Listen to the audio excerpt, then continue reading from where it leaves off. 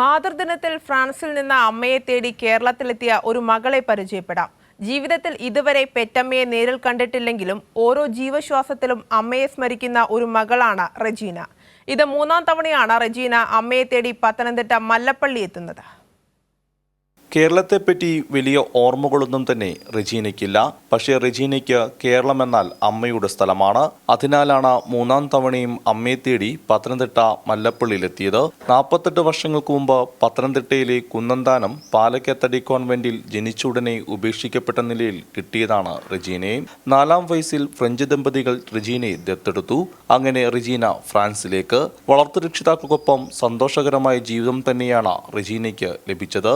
എന്നാൽ പെറ്റമ്മയുടെ ചിന്തകൾ എന്നും റെജീനയുടെ മനസ്സിലുണ്ടായിരുന്നു. മുമ്പ് 2 തവണയും കേരളത്തിലെത്തി അമ്മയെ കണ്ടെത്താനുള്ള ശ്രമങ്ങൾ പരാജയപ്പെട്ടെങ്കിലും ആ ശ്രമം അവസാനിപ്പിക്കാൻ റെജീന തയ്യാറായില്ല. അങ്ങനെ ഭർത്താവ് അർണോൾഡ് ഡാനിയലിനൊപ്പം റെജീന വീണ്ടും കേരളത്തിലേക്കെത്തി.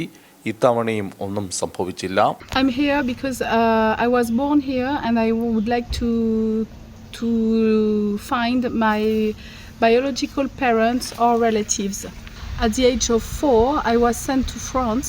I was adopted by French people, and now since 2003, I'm looking for my biological parents because I just want to know who they are and who I am look liking. കുഞ്ഞിനാളിലെ ഒരു കൊലുസും 4-ാം വയസ്സിലെടുത്ത ഒരു ഫോട്ടോയും മാത്രമാണ് റെജീനയുടെ കയ്യിൽ ഇപ്പോൾ ഉള്ളത്.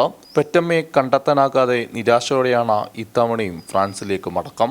തൻ്റെ പെറ്റമ്മയെ ഒരിക്കൽ നേരിൽ കാണാനാകുമെന്നാണ് റെജീനയുടെ വിശ്വാസം. അതിനാൽ തന്നെ ഒരുപക്ഷെ റെജീന അമ്മയെ തേടി വീണ്ടും കേരളത്തിലെത്താം.